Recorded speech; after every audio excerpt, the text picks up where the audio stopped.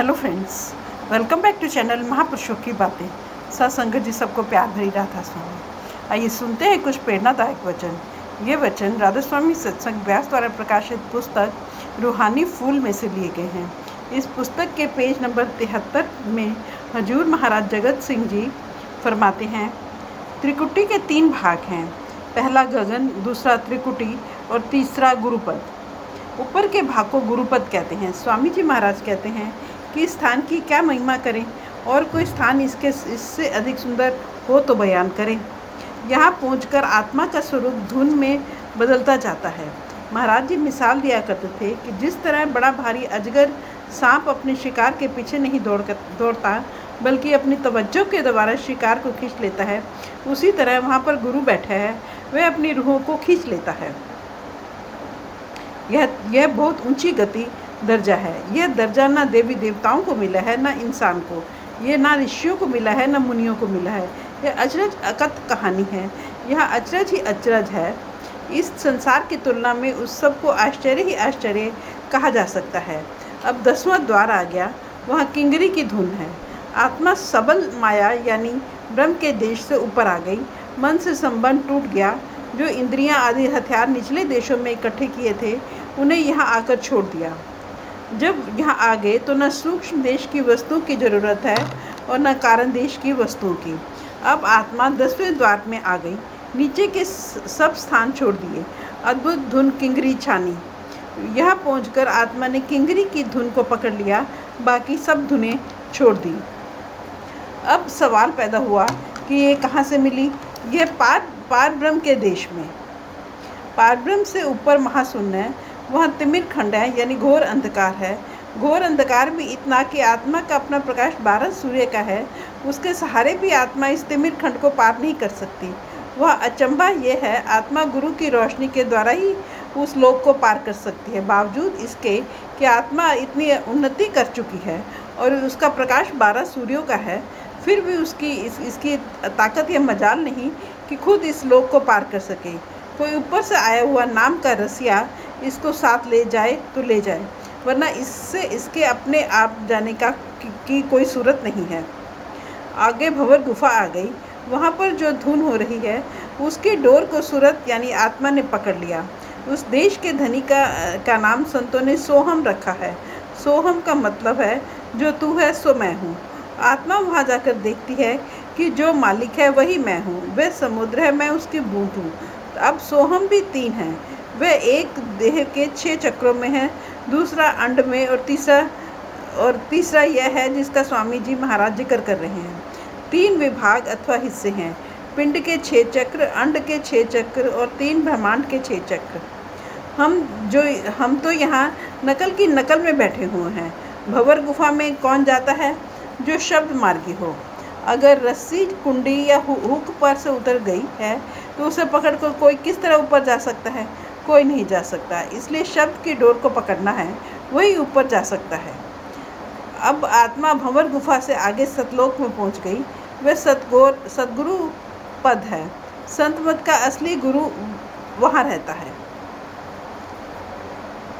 स्वामी जी महाराज कहते हैं कोई लफ्ज़ नहीं है जिनके द्वारा सतगुरु पद की गति बयान की जा सके।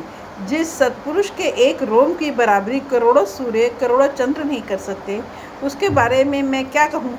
गुरु अर्जुन साहब भी कहते हैं, नाम जपत कोट सूर उजियारा, बिन से भरम अंधेरा।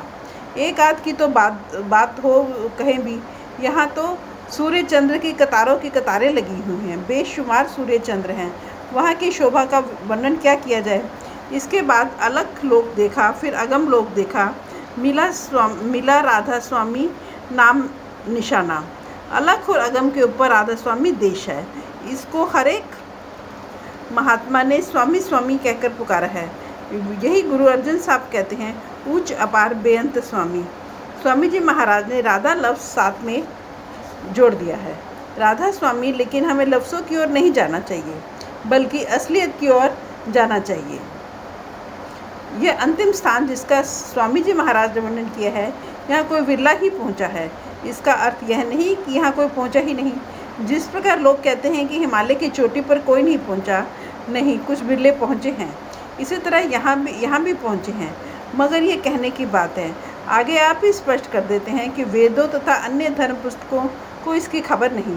वेदों की हद दूसरे स्थान ब्रह्म तक है, इसलिए इनको उस स्थान की खबर नहीं। न कतेब अर्थात चारों धर्म पुस्तकों को इसका पता है। ये सहस्त्रदल कवल, जिसे मुसलमान मुकामे अल्लाह कहते हैं, तक ही रह गई। जोगी नहीं ज्ञानी धाया। न यहाँ योगी पहुँचे हैं न ज्ञानी। ज्ञानी वाचक ज्ञान में बाहर ही बैठे रहे। जो योगी है वह सहस्त्रदल कवल में जाकर बैठ गए, और जो व्यास वशिष्ठ आदि योगीश्वर हुए हैं ब्रह्म में जाकर बैठ गए। यदि अब कोई भेद ना गाया का यह मतलब लिया जाए कि अभी तक वहाँ कोई नहीं पहुँचा, तो स्वामी जी महाराज यह नहीं कहते कि कोई विरले संत बताई। यह अनमोल वस्तु है। कोई विरले साधु फकीर यहाँ पहुँचे हैं। वे अपनी वाणी में यहाँ का इशारा करते हैं। तुलसी साहिब, पलटू साहिब, दादू साहिब की वाणी पढ़कर देखो, और महात्मा की वाणी पढ़कर देखो। गुरु अर्जन साहिब ने गुरु ग्रंथ साहिब में उन महात्माओं की वाणी एकत्रित की है जो सचखंड पहुँचे हैं, और स्वामी जी महाराज की वाणी तो हम पढ़ ही रहे हैं। जबकि संत गुरु धूर्धाम पहुँच चुके हैं, फिर भी वे अभिमान नहीं करते, नम्रता नहीं छोड़ते। वे कहते हैं, मैं यहाँ पहुँचने वाला कौन हूँ? वह तो मेरे सद्गुरु की मेहरबानी है। फ़कीरों की आरती क्या है? यहाँ से ध्यान हटाना और धीरे धीरे अंतर में अपने गुरु से मिलाप करके सचखंड जा पहुँचना, यानी धीरे धीरे वहाँ पहुँचकर वहीं लीन हो जाना। कहते हैं, जब अपने गुरु को तन मन सौंप दिया तो आत्मा का मालिक से मिलाप हो गया। जब तक तन मन को अपना रखा है, तब तक अंदर कौन जा सकता है? कोई नहीं। क्या पुकार है? मत अगाध संहारो। कि मेरी तो बार बार यही प्रार्थना है, यही कामना है कि सूरत अंदर चलकर शब्द को पकड़ अपने घर पहुँच। दुनिया को तो बाहर भटकने का शौक है। जितना बाहर गया उतना ही अपने निज घर से दूर हो गया। सो दुनिया का यह शौक है। कहते हैं कि मेरी कोई योग्यता नहीं थी, मेरा कोई भाग्य ही जाग पड़ा कि मालिक की अपनी कृपा हुई, मैं अपने घर पहुंच गया। जग दुनिया का जितना स्वाद था, मोह माया की जितनी कशिश थी, उसे छोड़ा, तब कहीं जाकर नाम का स्वाद मिला।